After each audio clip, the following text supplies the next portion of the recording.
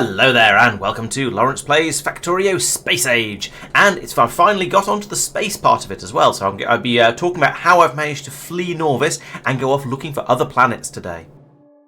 But first we'll have a quick note about a few changes I've made to make Nauvis sort of self-sustaining and self-protecting while I'm away in space on other planets doing other things.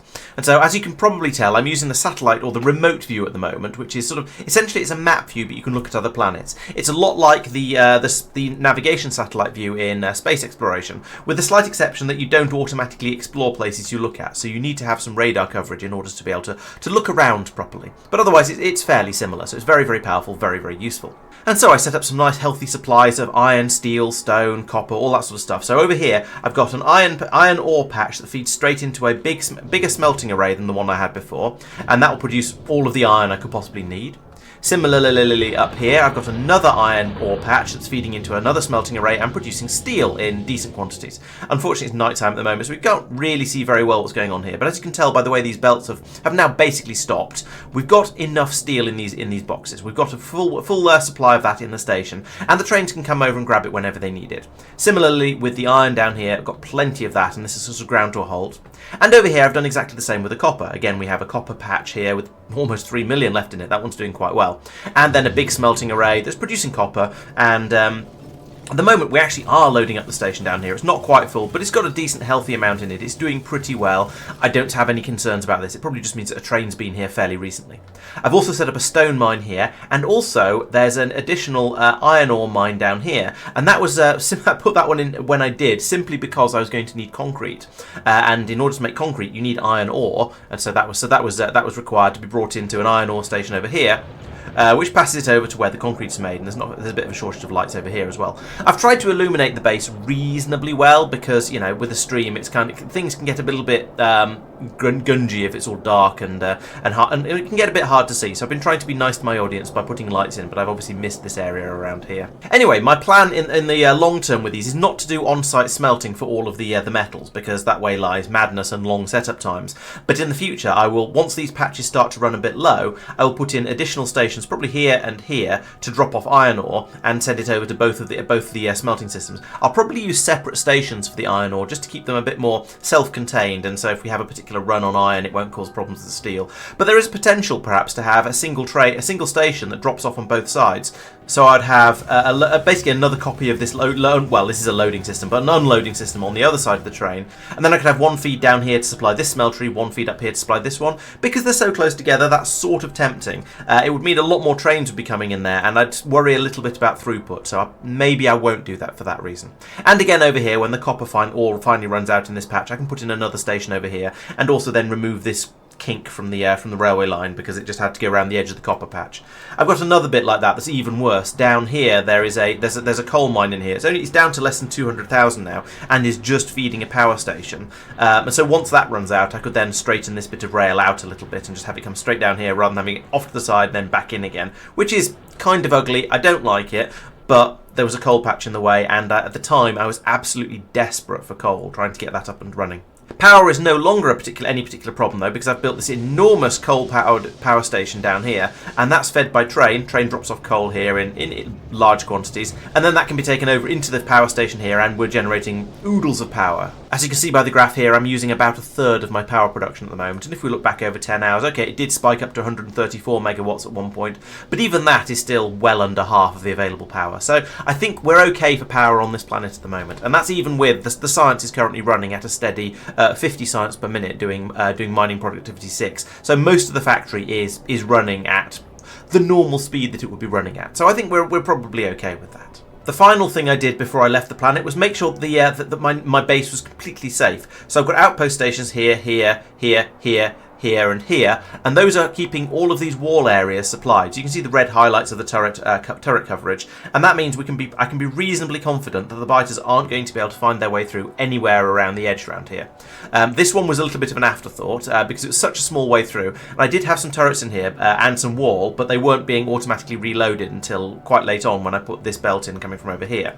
And that, as you can see by the wrecked turrets over here and the tank in a guarding position, meant that a load of biters managed to get through here. They nibbled their way through the walls, destroyed the turrets, And then, rather luckily, they didn't come down and attack the base. I was expecting them to come in here and sort of start gnawing on all of these mines, which is why I put these turrets in, and was going to load them up. But then the biters just ran straight past them, and it turned out it didn't matter. So you know what? I could probably remove these. These defences are no longer actually required because the biters because we've got better defences elsewhere, and there's no ammunition in those turrets anyway, so they're useless. But no, the biters just sort of carried on. They wandered down. I think they even... Did they wander past the entire bus? Yes, I think they wandered past the bus down here as well, and ended up just sort of chilling down here in a little huddle. So they must have been an expansion party because they were ready to start producing additional spawners, I think, until I drove over with the tank and eliminated them. Fortunately for me, one of the Factorio 2 changes is that you can now drive vehicles remotely. So I'm not on this planet, but if I select the tank, there's now a drive remotely button, and with that, I can drive the tank around. I can shoot at things if I could remember what buttons you're supposed to press to force shoot. Yeah, it is just you have complete control over your vehicles from other planets through the map view, which is absolutely wonderful. And essentially, completely saved my bacon because it meant I didn't need to try and do a turret creep with construction bots, which would have been an absolute nightmare. So yes, very, very happy with that. And then, after trying to make everything as safe as I reasonably could, well, I went to space. So here we have a feed happening. We have all the parts you need for rockets being produced over here. So we've got lots of low-density structures being produced, and they're going off that way because of reasons. Oh yeah, well, we won't talk about that abomination. So over here we've got we're building up a number of cargo rockets. I've got 4 silos for them, and that allowed me to start then building a space platform. And my space platform, well, I let chat name it, so it's called Spacey McSpaceface, as is traditional. And this is about as simple as a space platform gets. There's a small area of platform with some solar panels to generate power, and then this thing here is the hub. This is the core of your space platform. It provides storage. It sort of provides building ability, kind of, although technically maybe you just get that automatically. But you always have to have one of these on your space platforms. And this provides, as I say, it provides storage. It provides logistics because this is where any launched rockets fly into and drop all their stuff off, and it's where anything you're dropping down to the planet will be taken away from. It's the core of your space platform. The next exciting thing is these grabometrons across the top, and these will watch out for these little chunks of resource that are floating around, and these tiny ones like this can be grabbed by the space platform if you need them. At the moment, we can see that we're trying to fill up on these oxide asteroid chunks, and it's completely full, which is why we're not grabbing anything at the moment. And then those can be passed out of these grabbers into these crushers, which will turn, well, in this case, it'll turn the oxide into ice and sometimes back into an oxide asteroid chunk. So I've then got filtered inserters on here that will pass the ice down onto this belt and the oxide back onto here to go back into the crusher-metron, and it's working pretty well. It's full on the output, but they will pass round and round. We don't quite have the prioritization thing that we had in space exploration, where you could use a loader here, which is a higher priority than an inserter. But so far, because it only passes the asteroid chunks back out again with a 20% chance, having it alternate back and forth between which inserter it uses is more than enough to keep the output that's coming out here being taken back up again and going back into the crusher.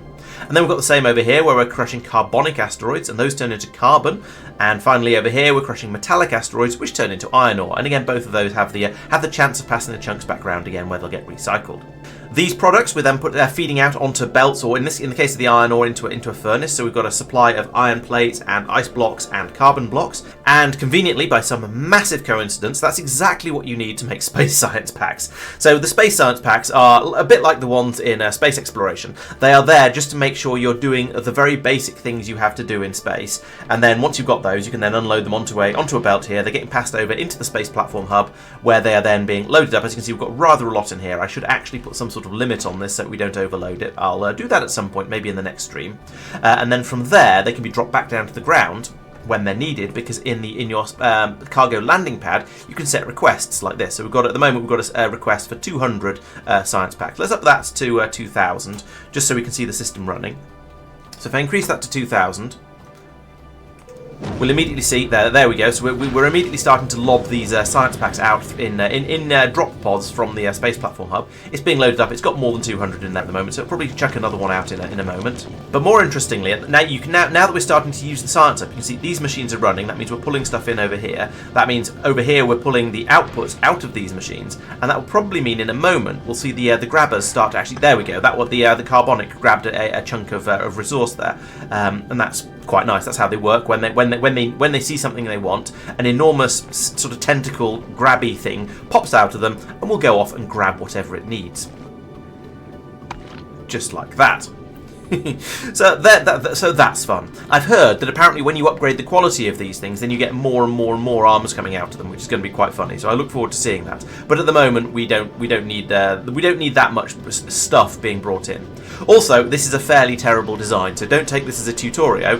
This was just me slapping together something when I first went to space. That is, to be honest, is working more than well enough. So I haven't had any need to come in and change it. So then down on Nauvis, all those things drop into the landing pad down here, and they're passed out onto a belt. They trundle merrily down the belt, where they're fed into my science labs over here, and that means I can start doing science that requires the space science, which is lovely. That's allowed me to do lots of new and exciting things. Building the space platforms is quite interesting. So in space, nobody can hear you use construction bots. So for example, if I put a belt along here, it just magically appears. And this is really nice because it makes prototyping very, very quick. You don't have to wait for the bots to come out. If you want to swap things around, move things, it's much easier. It's much easier, and it's very, very nice, and I do appreciate it.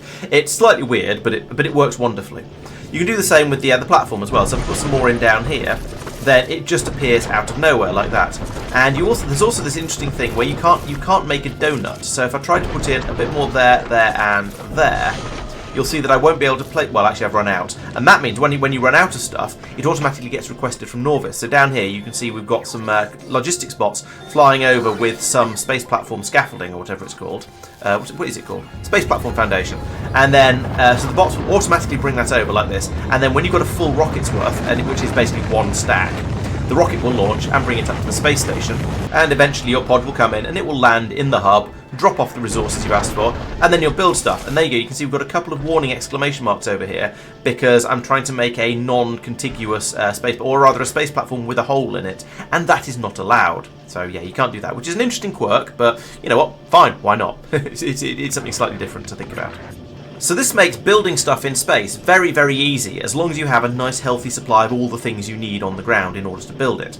There are a couple of downsides to the way it works. If you do it in automatic mode, you end up with a stack of whatever you request coming up every single time. So, for example, I still have another 48 long-handled inserters up here, because when I asked for some, it sent up an entire stack load. Now, you can get around that by manually loading a rocket and telling them not to launch automatically, but it does mean, yeah, sometimes you end up with things like, if you don't think about it quite carefully enough, you end up with 49 electric furnaces. Now, to be fair, I could just say I don't actually want these 49 electric furnaces, please get rid of them, and I'll put them in the orbital drop slot.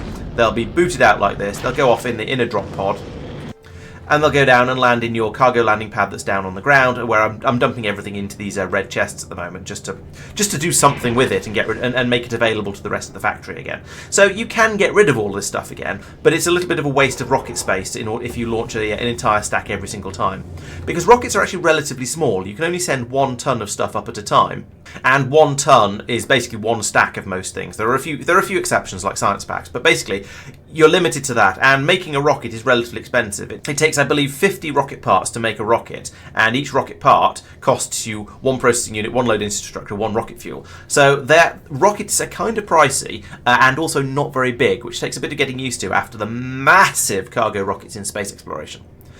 But you know, it's a different game. The balance is slightly different. I have full trust in Wooby that they've thought it through carefully, and everything is going to be very well balanced here. And yeah, to be honest, it hasn't been a problem yet. As you can see, we've got a healthy supply of all of the inputs for this, and yeah, it's just ticking over very nicely. As I was saying earlier, I've perhaps got a little bit carried away on the amount of white science I've made up here, but it's all sort of... I hesitate to use the word free resources, because like everything else in Factorio, it's sort of limited by time. There's a certain rate you can bring resources in at, and so on and so on. But what I will say is that having overbuilt the white science here is not affecting anything else anywhere, and therefore I don't see any harm in just having left the system running and having made many, many thousand extra white science packs. I think that's absolutely fine. It's okay to have rather a lot of them just sitting in reserve, ready to be used. The power generation is great because we're using solar panels and we're in space. It's always daytime. We're far enough away from from Nauvis that I guess or maybe we're far enough off an equatorial orbit, or the sun is in a funny place, or something like that, so that we don't have to worry about the shadow of the planet. So we always have power available, and because we're in space, we get a plus 200% buff to the amount of power generated, which is really rather nice. So from here, I went, okay, this is all very nice, but now what? We've got a little space platform here that's, yeah, it's gathering some resources from Norbit, and we're making these space science packs, which, as you can see, require a gravity of 0 meters per second squared, which, in other words, means they have to be made in space, so they're crafted on a space platform. Fine, so that's being done up in space because you have to. So we did that, and then I thought, right, okay, now what? Well, once you've done that, you get the ability to research other planets. So I researched Fulgora because that was the one that the bot told me to do when I asked it to pick one at random. And so that meant, well, it was time to head over there. And going places in Space Age, you build a space platform like this, and then you smack some massive rocket engines on the back of it and push it through space. So I tried that. My first attempt was a bit of a failure because it got smashed up by giant rocks. So I built a third one. This is my Spaceship 3 Electric Boogaloo because number 2 was Spaceship 2 Electric Boogaloo, and so, well, you know, it's a pattern. Built this one up. This is working this worked really nicely. The idea is that it's the same sort of general idea. As you can see, we've got the space platform hub in the middle, so we're able to bring our supplies out and then build the whole thing up. We've got a bit of power generation, and with this time, instead of having 3 or 4 grabbers, each one filtered to a specific thing across the top, I've put in multiple grabbers all the way around, so they'll all grab from just wherever, quite hungrily in this case. Yeah, grabbing a lot of iron there. They'll grab hungrily from whatever we're short of. And to decide what we're short of, well, I have the hub here, and I'm reading the contents of it and feeding it out to an arithmetic combinator here, so to make it a negative number, and then adding on the amount of all of these resources that I would like to have, and then we're feeding that into all the grabbers, where we're saying we want to set the filters, so when we're short of, for example, iron, we'll start then asking for iron by setting up asteroid chunk filters on there, and it'll grab the appropriate types of asteroid chunks out of the sky as they come round. Now, you might have noticed some of the guns on this ship. So when you leave Nauvis orbit, things get a little bit scarier, and you get these larger rocks coming in and sort of threatening you. And so you need to have some sort of defences on your space platform. These little ones are completely harmless. When they fly into the side of the ship, you just get a little sort of puff of dust, and they disintegrate. But the bigger ones will do significant amounts of damage, and that's why I had problems with my second platform. However, when you've got a load of guns around the edge of your ship, they will attack any of these asteroids that come within range. And one of the things I noticed about the asteroids is they have quite significant defences against certain things. So you can't damage a metallic asteroid with an electric weapon or with fire. They're mostly resistant to lasers, perhaps because they're shiny, who knows. But physical damage, they're quite vulnerable to physical damage. They'll take most of the damage from bullets, and they'll also take a decent amount of damage from explosions. So that means that if you want to shoot these things down effectively and efficiently, you pretty much have to use gun turrets at this stage of the game. I don't have an effective way of making rocket launchers. However, I can make, as you saw before, I can make iron. I can produce iron ore from the metallic asteroids. I can turn that into iron plate, and then I can turn that into ammunition. And then I can have this belt going around the outside here, which feeds ammunition out to all of the turrets all the way around. And then the inside, or the starboard side of the belt, will bring anything that's grabbed by the grabbermatrons, and that can then be fed into the hub when it's required. So yeah, we've got a nice little self-contained system here. Then to keep the rockets running, we then need to take out the see, this is the ice to be melted into water. The ice to be melted into water goes into both of these, and then here we bring in iron ore and water, and somehow that makes oxidizer. Don't ask me how that works. And then over here we can bring in carbon and water, and that's made into thruster fuel. So it's a nice simple system that keeps the thrusters happy, keeps them burning, and that is a functional spaceship. I've discovered that there's a lot of rock shooting to be done. So I've discovered on the flight over from Nauvis to Fulgora, you tend to get through about 400 ammunition. I found. So I've told this thing to load up until it's got 500 ammunition in the storage container here, and then there's going to be a load more on the belt, and then some more in the turrets. So that means it's going to have enough for the sort of the 400 or so that's required to fly from Fulgora. No, to fly from Nauvis out to Fulgora, and then it's just stopped and waiting here, doing sort of space station things, and mostly just being left here and being self-sufficient because I didn't have many other uses for it when I first got there. With this ship, I put in turrets all the way around, so that there's one on the back, 2 on the side, and then lots across the front. The idea being that as it flies, you're going to get a lot more rocks coming in from the front, so you need more firepower there. But then when it's stationary, you will sometimes have rocks coming in from other directions, so you do need something to deal with those asteroids as they come in from wherever they come from. But you don't need as much firepower at the back. I've also put in grabbermatrons on the side because I thought, well, why not? It's an extra place where we could be grabbing resources from. let's do that. And it means we'll be able to grab any that sort of drift past the sides as well, and coming in from the side. It gives us a little bit more capacity and capability. I also put walls on the front just in case anything sneaks through, and the Space Platform Hub has a load of repair packs and some spare bits and pieces in there as well for, you know, just for rebuilding anything, just in case an asteroid does sneak through. This also means that the ship is fully self-sufficient for the things you can see it doing at the moment. So it's capable of making ammunition from the metallic asteroids. It's capable of making fuel from, well, a combination of all three of them. But we are able to make that, and that means that the ship could, as long as it doesn't run out of ammunition, and potentially if I slowed it down enough, it would be able to produce the ammunition quickly enough, or put more ammunition production on it, then it'd be able to produce the ammunition quickly enough. So this thing is completely self-sufficient. Now that it's built, it doesn't need any resources to be supplied to it from a planet, which is lovely. It means I don't have to worry about any sort of maintenance. One other thing I am aware of but haven't actually used is if you have resources on a ship that you just want to get rid of because, I don't know, you pulled in too many metallic asteroid chunks or something like that, you can just use an inserter to throw them off the edge of it, and then they'll drift away like these bits and pieces are over here. I've not needed to do that yet, as I say, but the idea of doing that amuses me a little bit, so let's try that. And so if I put in, say, an extra piece of flooring over here like that, that'll just get built. And if I then put in another inserter, you'll see that then that is just starting to chuck stuff out. So, I mean, this is an enormous waste of ammunition. You wouldn't do this in real life, but for the demonstration purposes of this video, it is mildly amusing that we've now got this little cloud of ammunition heading off into space.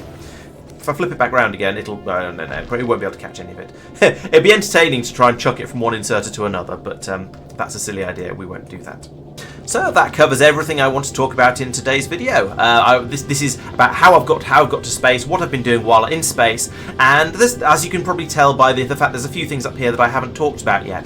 There's been a little bit more going on, and I'll talk about that in the next video. But next time I should be talking about how I've gone down onto Fulgora, what's been going on down there, what a weird and wacky place it is, and how I've been solving all of the sort of the little problems and things that I've been seeing down there. So, thank you very much for watching. Please make sure you're subscribed so you don't miss out on the next video, where I shall, as I say, be talking about Fulgora and the trials and tribulations of another planet. I'm streaming every week on Mondays and Wednesdays at the moment, so I'm making decent amounts of progress, so please come along to those, 7:30 PM UK time on Twitch and YouTube.